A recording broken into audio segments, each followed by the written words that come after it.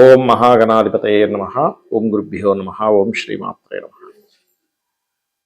మనకి నూతన సంవత్సరం ఉగాది ఫలితాలు కనుక చూసుకున్నట్లయితే మనం ఉగాది అనగానే పంచాంగం తీసుకొని చూసుకుంటాం.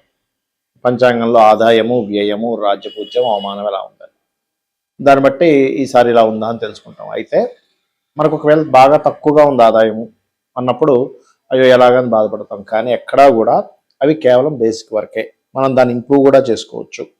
ఈ సంవత్సరం ఎలా ఉండబోతుంది, అలాగే నవనాయక ఫలితాలు ఏమిటి, మీకు ఏ విషయాల్లో ఎటువంటి జాగ్రత్తలు తీసుకోవాలి అనేటువంటి అంశాలు చెప్తుంది నేనైనప్పటికీ చెప్పిస్తుంది ఈ సాక్షాత్ లలిత అమ్మవారిగా భావిస్తూ ఆ లలితాంబిక అమ్మవారి యొక్క అనుగ్రహం మీకు పరిపూర్ణంగా కలగాలని మనస్ఫూర్తిగా కోరుకుంటూ, మీనము వారికి ఈ యొక్క పరాభావనామ సంవత్సరంలో ఆదాయ వ్యయాలు, రాజ్యపూజ, అవమానాలు ఎలా ఉన్నాయి, ఒకవేళ ఆదాయం తక్కువగా ఉండి వ్యయం ఎక్కువగా ఉంటే దాన్ని ఎలా మార్చుకోవచ్చు, మీ పర్సనల్ చార్ట్లో కనుక ఆదాయం మంచి నీచభంగ రాజయోగాలు, విపరీత రాజయోగాలు, మంచి ధనయోగాలు ఉంటాయి. వీటి గురించి పెద్దగా మీరు పట్టించుకోవాల్సిన అవసరం లేదు. మరియు ఈ సంవత్సరం నవనాయకులు, ప్రపంచవ్యాప్తంగా జరిగేటువంటి ఫలితాలు, మరియు మీరు ఎటువంటి జాగ్రత్తలు తీసుకోవాలి, ఏ విషయాలు ఎలా ఉండాలనేటువంటి అంశాలు చెప్తుంది నేనైనప్పటికీ చెప్పిస్తుంది సాక్షాత్ లలిత అమ్మవారిగా భావిస్తూ, ప్రధానంగా ఇక్కడ ఎప్పుడైతే మీకు మీనంలో రాశిలో శని ఉన్నాడో ఇది కొంచెం బద్ధకాన్ని, పోస్ట్పోన్ చేసే లక్షణాన్ని, ఏదో తెలియని ఒక స్ట్రెస్ని ఇస్తూ ఉంటుంది. దాని నుంచి మీరు బయటపడాలి అంటే ఎక్కువ అగ్ని కార్యాలకు ఎక్కువగా అటెండ్ అవుతూ ఉండండి. లేదా ఇంట్లో కనీసం దీపారాధన ఉదయం సాయంత్రం చేయండి. ఖచ్చితంగా ఏలినాటి శని ప్రభావం తగ్గుతుంది. ఇక ఆదాయ వ్యయాలు, రాజ్యపూజ్య, అవమానాలు కనుక చూసుకున్నట్లయితే ఆదాయం 14 అయితే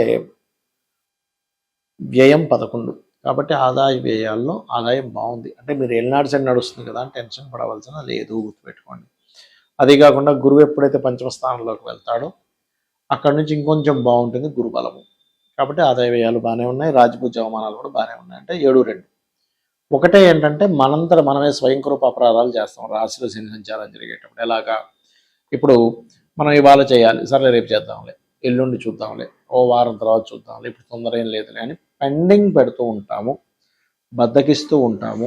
రాశిలో శని సంచారం జరిగేటప్పుడు ఈ యొక్క విషయాల్లో ఎవరైతే జాగ్రత్త పడతారో ఖచ్చితంగా వారికి ఇబ్బంది అనేటువంటిది తగ్గుతుంది, గుర్తుపెట్టుకోండి. అదేవిధంగా లక్ష్మీ నరసింహస్వామి ఆరాధన వల్ల మీకు ఈ ధన సంబంధించిన విషయంలో ఏలినాటి శని ప్రభావం కూడా తగ్గుతుంది. ఈ సంవత్సరం ప్రధానంగా జూన్ లోపల మీరు ఏదైనా ప్రాపర్టీ తీసుకోవాలనే ఆలోచనలో ఉంటారు. కాకపోతే ఉన్నదానికంటే కాస్త ఎక్కువ, అంటే ఒక్కోసారి చూడండి మనం 1 కోటి రూపాయలు పెట్టి ప్రాపర్టీ కొనగలం, ఏముంది 3 కోట్లు కొందాంలే, మనం ఏదో రకంగా అడ్జస్ట్ చేద్దాంలే అనేటువంటి భావనలో వెళ్తూ ఉంటారు. అది కొంచెం చూసుకోవాలి. మీకు మరలా జూన్ నుంచి కొంత ప్రేమ వ్యవహారాలు మరియు కొత్త ఫ్రెండ్స్ పరిచయం అవ్వడం, దాని ద్వారా కొంత స్ట్రెస్ కూడా ఉండడం. ఎందుకంటే ఎంతైనా లగ్నంలో శని ఉన్నాడు కాబట్టి. అదేవిధంగా కొంత ప్రేమ వ్యవహారాలకు సంబంధించిన విషయంలో కూడా ఇన్వాల్వ్ అవ్వడం, తద్వారా కొంతవరకు మరలా ఎందుకు ఇన్వాల్వ్ అయ్యాననే ఫీలింగ్ కలగడం లాంటివి ఇస్తూ ఉంటుంది. కాకపోతే మీ నిత్య జీవిత స్థానంలో కేతు ఉన్నాడు కాబట్టి రెగ్యులర్గా కొన్ని విషయాలు ఆటంకాలు అవుతూ ఉంటాయి. దానికి మీరు గణపతిని గనక మనస్ఫూర్తిగా తలుచుకొని మీరు గనక చేసినట్లయితే, ఏ పనైనా ప్రారంభం చేసినట్లయితే ఖచ్చితంగా బాగుంటుంది. ఈ సంవత్సరం జూన్ లోపల అధికంగా మీకు వివాహ సంబంధించిన యోగ్యత అనేటువంటిది, బలం అనేటువంటిది జూన్ లోపల, జూన్ దాటితే మళ్ళీ తగ్గుతుంది. కాకపోతే ఇక్కడ మీకు ఉద్యోగ సంబంధించినటువంటి విషయంలో కొత్త ఉద్యోగ అవకాశాలు ఖచ్చితంగా వచ్చి తీరుతాయి.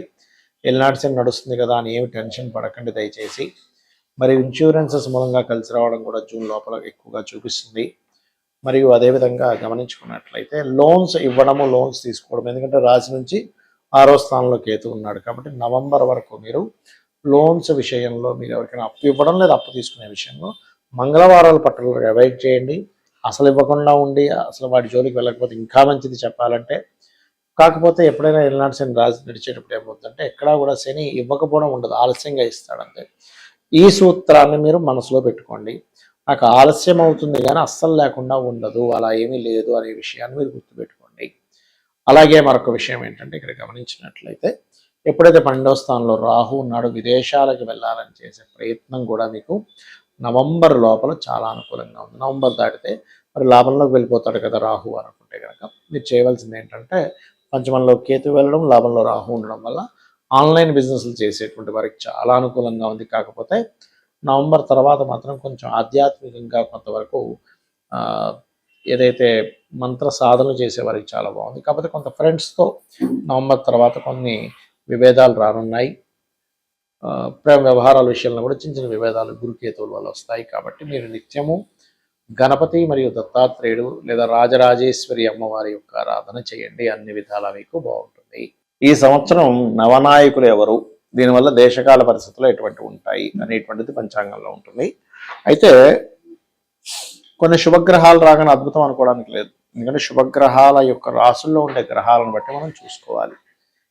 నవనాయక నిర్ణయాలు కనుక చూసుకుంటే ఈసారి రాజు గురువు అయ్యాడు. గురువు రాజు అయినందుకు అందరూ ఏమనుకుంటే అబ్బాయి ఇంకేంటి అసలు అద్భుతం, ఆధ్యాత్మికంగా అసలు ఎక్కడికో వెళ్ళబోతుంది ప్రపంచం, ధర్మబద్ధమైన దీంట్లోకి వెళ్ళబోతుంది అనుకుంటున్నా. కానీ అది పూర్తిగా తప్పు. ఎందుకు? గురువు చూడ్డానికి ఉచ్చస్థానంలోకి వెళ్తున్నాడు, కానీ దాని వెనకాతలు ఉండే గ్రహాల స్థితిని మనం గమనించాలి. ఎప్పుడు కూడా శని ఉన్నాడు, శని యొక్క దృష్టి గురువు చూస్తున్నాడు. శని యొక్క రాశిలో రాహు, ఇది చూడ్డానికి అక్కడ గురువు ఉన్నాడు కానీ శని రాహు ఎనర్జీస్తూ ఉన్నాడు. దీనివల్ల ఏంటంటే మనం గతంలో ఆల్రెడీ ఈ శని ఇక్కడ ఎంటర్ అయినప్పుడే చెప్పాం, లాస్ట్ ఇయరే, పీఠాధిపతులకి ఇబ్బంది, సనాతన ధర్మ సంబంధించిన విషయాలకి ఇబ్బంది, ఆధ్యాత్మిక మార్గాల్లో గురుస్థానాల్లో ఉండేటువంటి వారు చాలా జాగ్రత్తగా మాట్లాడాలి, చాలా జాగ్రత్తగా ఉండాలి. వాళ్ళకు కూడా కొంతవరకు ఎక్కడో దగ్గర ఏదో రూపంలో లీక్ అవుతుంటాయి కొన్ని విషయాలు, దాని మూలంగా కూడా ఇబ్బంది అనేటువంటిది ఉంటుంది అనేటువంటిది చెప్పడం జరిగింది. అయితే ఇది మరి ఈ సంవత్సరం కూడా కంటిన్యూ అవుతుందా?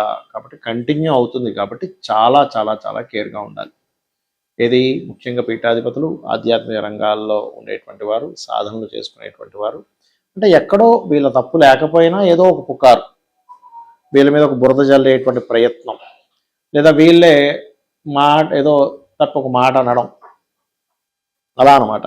ఒక మాయలాగా నడుస్తూ ఉంటుంది అంతా కూడా.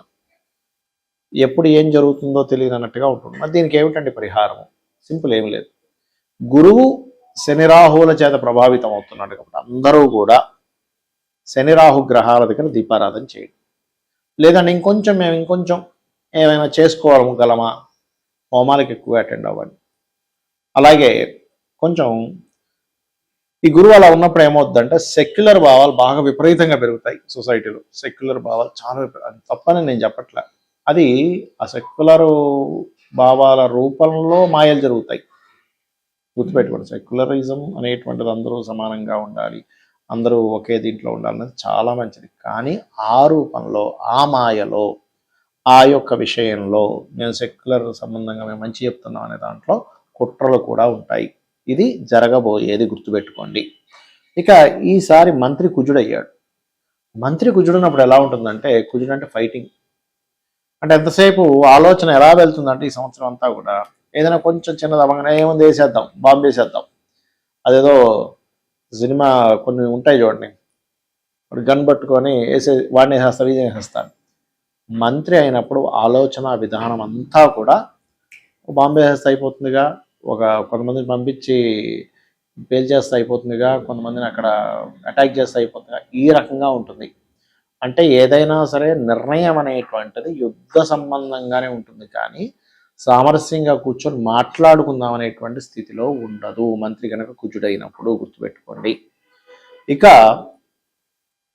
సైన్యాధిపతి చంద్రుడయ్యాడు. ఇక్కడేమో మంత్రి కుజుడయ్యాడు, సైన్యాధిపతి చంద్రుడయ్యాడు. చంద్రుడు అన్నప్పుడు ఏంటంటే చిన్నపిల్లల తత్వం. అంటే ఏమిటి? ఈ యుద్ధ సంబంధించిన విషయంలో అనుకోండి, సెక్యూరిటీ సంబంధించిన విషయంలో అనుకోండి, చంద్రుడు చంచల కారకుడు. అప్పుడే ఒక రకమైన దీంట్లో ఏది చిన్నపిల్లలు లాంటి నిర్ణయాలు తీసుకుంటున్నారేంటి, సైన్యము లేకపోతే ఆర్మీ, ఈ టెర్రరిస్టులను ఏదైనా అనుకోండి, చిన్నపిల్లల్లా ప్రవర్తిస్తున్నారేమిటి అనేటువంటి భావన మనకు కలుగుతుంది ఈ విశ్వవసు నామ సంవత్సరంలో. ఇవన్న ఈ పరాభావ నామ సంవత్సరంలో విశ్వవసు అయిపోయి పరాభావం రాబోతుంది కాబట్టి చెప్తున్నా. ఆల్రెడీ విశ్వవసు నామ సంవత్సరంలో దాని ప్రభావం వచ్చేసింది, ఎందుకంటే గురువు రాశుల్లో ఉండే శని రాహుల వల్ల. రైట్. ఇక సస్యాధిపతి అంటే కాప్స్, మనకి శని అయ్యాడు ఈసారి. ఏమిటండి మరి శని అయితే మరి పంటలు పండుతాయా, పండవా అంటే వర్షాలు చక్కగా పడతాయని ఉంది. ఎందుకు అంటే మేఘాధిపతి చూసుకున్నట్లయితే చంద్రుడు అయ్యాడు కాబట్టి వర్షాలు చక్కగా పండుతాయి. రసాధిపతి రవి అయ్యాడు కాబట్టి. అయితే ఇక్కడ మనకి ఎప్పుడైతే శస్యాధిపతి శని అయ్యాడో లాంగ్ టర్మ్ క్రాప్స్ ఉంటాయి సార్, వాటికి బాగుంటుంది. మిగతా విషయాలకి ఈ శని అయినందుకు కాప్స్కి కాస్త రైతులకి ఒక్కోసారి, ఎందుకంటే శని మీనరాశిలో ఉన్నాడు కాబట్టి, గురువు యొక్క రాశుల్లో ఉన్నాడు కాబట్టి కొన్ని అబ్నార్మల్గా పెరిగేవి. అంటే అలాగా ఇంత గుమ్మడికాయ రావాల్సిందే ఇంత గుమ్మడికాయ రావడం, లేకపోతే వస్తే డబల్ పంట ఒక రైతుకి, లేదంటే అసలు ఏమీ పండకుండా ఉండడం. ఒక విచిత్రమైనటువంటి విషయాలు మనం చూస్తాం కాప్స్లో. అలాగే కాప్స్ సంబంధించిన విషయంలో కొన్ని ఆర్గానిక్ ఫార్మింగ్ రిలేటెడ్ సంబంధించిన బాగా ఎక్కువగా పెరుగుతాయి కాప్స్. ఎందుకంటే ఆరోగ్యం చాలా ముఖ్యము. ఈ ఆర్గానిక్ ముసుగులో కూడా కొంతమంది ఆర్గానిక్ చేయకపోయినా ఆర్గానిక్ చేస్తున్నాము అనేటువంటి దీన్ని కాస్త తీసుకెళ్తూ ఉంటారు, గుర్తుపెట్టుకోండి. కాబట్టి ఇంకోటి ఏంటి, ఈ సైన్యాధిపతి చంద్రుడు అయినందుకు చంద్రరాశిలో గురువు ఉంటూ ఈ శని రాహుల యొక్క ప్రభావం ఉన్నందుకు కొన్ని దేశాల మీద, కొన్ని దేశాలు అప్పుడు హీరోసీమ నాగసాకి మీద వేసినటువంటి వాటిని ప్రయోగించే ప్రయత్నం చేయడము, అలాంటి కొన్ని సంఘటనలు జరగడము అనేటువంటిది ఖచ్చితంగా చూపిస్తుంది. రైట్. కాబట్టి ఏంటంటే ఈ రైతులు ఏదైనా సరే లాంగ్ టర్మ్గా ఉండేటువంటివి, అలాగే వీలైనంత మట్టుకు గోమూత్రము, గోవు యొక్క ఇవి ఉంటుంది పేడ, కాబట్టి గోమలము, గోమూత్రము, వీటికి సంబంధించినటువంటి వాడడం వల్ల వీళ్ళు చాలా మటుకు కాపాడబడతారు రైతులు. కాబట్టి ఈ విషయంలో చాలా జాగ్రత్తగా ఉండండి. లాంగ్ టర్మ్ క్రాప్స్ మీద ఏది చేయండి. ఇక ధాన్యాధిపతి బుధుడయ్యాడు. బుధుడైతే ఎలా ఉంటుందంటే ధాన్యం యొక్క బిజినెస్లు బాగా పెరుగుతాయి. అంటే సాఫ్ట్వేర్ కంపెనీస్లో ఇప్పుడు ఎవరెవరైతే జాబులు చేస్తున్నారో ఇవన్నీ కాదు, మనం ఒక పొలం కొనుక్కుందాం, మనం చక్కగా పంట వేసుకుందాం. మీరు చూస్తూ ఉండండి, ఇప్పుడు ఈ హైదరాబాద్ చుట్టుపక్కల ప్రాంతాల్లో భూములు ఆగిపోయాను అనుకుంటేది భూముల రేట్లు విపరీతంగా పెరుగుతాయి. మీకు రాబోయే 3 yearsలో మీరు అసలు ప్రిడిక్ట్ చేయలేరు. రాబోయే 3 సంవత్సరాలు అన్ప్రెడిక్టబుల్. ఏమిటి అసలు, మనం 3 కోట్లకు వస్తుంది అనుకున్నాం, ఇప్పుడు నేను 30 కోట్లు చెప్తున్నారేంటి అనే స్టేజ్కి వెళ్ళబోతుంది రాబోయే 3-4 సంవత్సరాల్లో. కాబట్టి దయచేసి మీకు 4 డబ్బులు ఉంటే భూమి కొనుక్కోండి, నా మాట వినండి. అబ్నార్మల్గా పెరగనుంది, అబ్నార్మల్గా. ఇవాళ అయితే మనం లాస్ట్ టైం సిల్వర్ అబ్నార్మల్గా పెరుగుతుందని చెప్పుకున్నాం ప్రెడిక్షన్స్లో ఒక 6 నెలల క్రితం. అలాగే సిల్వర్ ఎలా అయితే పెరిగిందో ఈ భూములు కూడా అబ్నార్మల్గా పెరగనున్నాయి.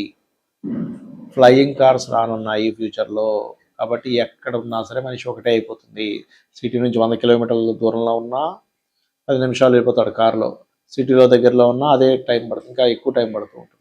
కాబట్టి ఈ ఫ్లయింగ్ కార్స్ ఎప్పుడైతే మనకు వస్తాయో, ఎందుకంటే ఈ రవాణా సంస్థ కారకుడు చంద్రరాశి, గురువు ఎక్కడైతే ఇప్పటికి వస్తున్నాడో ఈ శని రాహులు ఎక్కడైతే ఉందో ఫ్లయింగ్ కార్స్ సంబంధించినటువంటి మరింత ఇంప్రూవ్మెంట్స్, డ్రోన్ టెక్నాలజీ ఇంకా చక్కగా ఇంప్రూవ్ అయ్యి దాని యొక్క విషయంలో మనం అనేకమైనటువంటి ఇది చూడబోతున్నాము. అయితే ఈ ధాన్యాధిపతి బుధుడైనందుకు బిజినెస్ అంటే ఈ క్రాప్స్ కొన్ని విషయాల్లో దెబ్బతినడం వల్ల రేట్లు బాగా పెరుగుతాయి. చాలామంది ఈ బిజినెస్లోకి ఎక్కువ మంది వచ్చేస్తారు. ఏది, ఈ ఫుడ్ రిలేటెడ్ సంబంధించిన బిజినెస్లోకి ఎక్కువ వచ్చేస్తారు. ఎందుకంటే ఈ సాఫ్ట్వేర్ మనం చూస్తున్నాం, ఏఐ ప్రభావం చాలా పెరిగిపోయింది. నెక్స్ట్ ఏమిటి, ఎవర్ గ్రీన్ ఏంటి, ఏ రిప్లేస్ చేయండి ఏదైనా ఉందంటే ఫుడ్ని ఏఐ రిప్లేస్ చేయలేదు. ఎందుకంటే ఆకలి ఇంకేదో అదేదో ఆదిత్య 369 సినిమాలో లాగా అదేదో ఒక క్యాప్సిల్ వేసుకుంటే వాడు కూడా నిండిపోయి స్టేజ్ వస్తే చెప్పలేం. కానీ కాబట్టి ఈ ధాన్యాధిపతి బుధుడైనందుకు ఈ ధాన్యాల మీద రేట్లు కానివ్వండి, ఈ ధాన్య సంబంధించిన బిజినెస్లు కానివ్వండి విపరీతంగా పెరగనున్నాయి, గుర్తుపెట్టుకోండి. ఇక అలాగే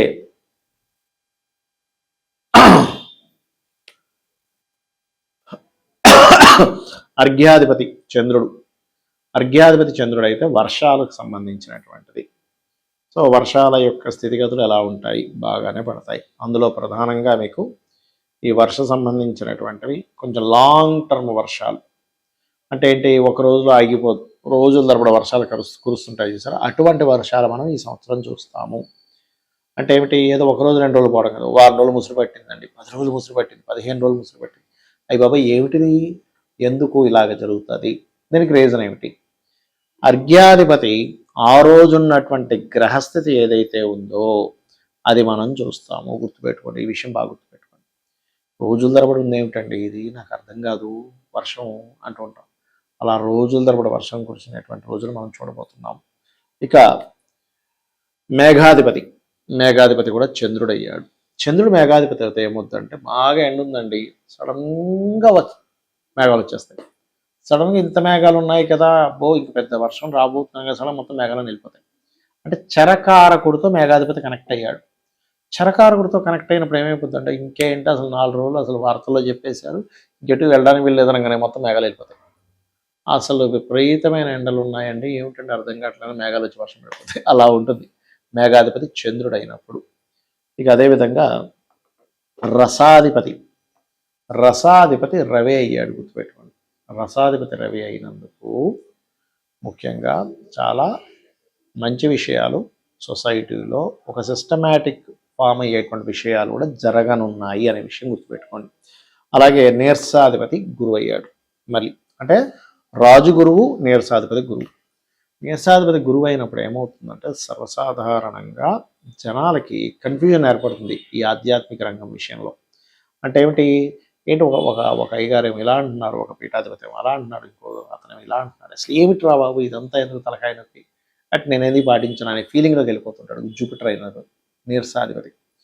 అలాగే సెల్ లెవెల్లో వచ్చేటువంటి హెల్త్ ఇష్యూస్ రావడం, జీన్స్లో అంటే మనకి చూడండి ఒక్కోసారి సెల్ లెవెల్లో మైక్రో లెవెల్లో ఇలాంటివి ఎక్కువ అవుతూ ఉంటాయి. అలాగే మనం ఇందాక అనుకున్నాం ఈ యుద్ధం వల్ల కూడా నీరసాధిపతి గురువు అయినందుకు, రాజు గురువు అయినందుకు జన నష్టం కూడా జరగనుంది. మరి ఏం చేయాలి? దత్తాత్రేయుడికి సంబంధించినటువంటి పఠనం చేయడం, అంటే దత్త వైభవం కానీ దత్తాత్రేయుడికి సంబంధించింది కానీ దక్షిణామూర్తి స్తోత్ర పఠనం కానీ చేస్తూ ఉంటే రాజు గురువయ్యాడు, నీరసాధిపతి గురువయ్యాడు కాబట్టి మనకి ఎక్కడా కూడా అనారోగ్య సమస్యలు రాకుండా ఉంటాయి. అలాగే శని రాహు గ్రహాల దగ్గర దీపారాధన చేయడం, గణపతి ఆరాధన చేయడం ముఖ్యంగా చేస్తూ ఉండాలి.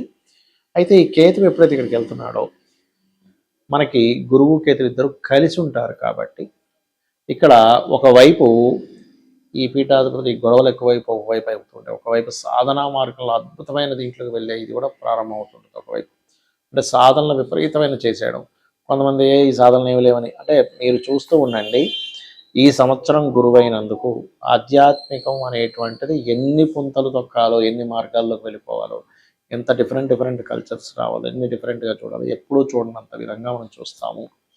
ఇక ఎవరికైనా ఇబ్బందులు ఉన్నాయి, జాతకం తెలియదండి, నక్షత్రం తెలియదు, రాశి తెలియదు, ఏమీ తెలియదు, కానీ అప్పులు ఉన్నాయి, ఓం అపర్ణాయ నమః చేసుకోండి. లేదు ఫైనాన్షియల్ గ్రోత్ రావాలి, ఓం సంపత్కరీ సమారూఢ సింధుర వ్రజసేవితాయ నమః చేసుకోండి. అలా కాదు నాకు అనారోగ్య సమస్యలు ఉన్నాయి, ఓం సర్వవ్యాధి ప్రశమనై సర్వమృత్యు నివారిణి అగ్రగణ్య అచింత్య రూప కలికల్మష నాశినే నమః చేసుకోండి. అలా కాదండి నాకు ఉద్యోగ సంబంధించిన ఇబ్బంది ఉంది, ఓం మాణిక్య మకుటాకార జానుద్వయ విరాజితాయ నమః. వివాహం అవ్వట్లేదు, ఓం కామేశబద్ధ మాంగళ్య సూత్ర శోభిత కందరాయ నమః. వివాహం అయింది కానీ ఇబ్బందులు ఉన్నాయి, ఓం శివకామేశ్వరంకస్త శివ స్వాధీన వల్లభాయ నమః. ఈ రకంగా మనం యూట్యూబ్లో ప్రతి నామానికి అర్థము భావన చెప్పాను, చూడండి చేసుకోండి. అమ్మవారిని నమ్ముకున్నట్లయితే అమ్మవారే మిమ్మల్ని ఒక సొంత తల్లి కన్న తల్లి ఎలా చూసుకుంటుంది, ప్రతి జీవికి కూడా అలా చూసుకుంటుంది. శ్రీమాత్రేయ నమః.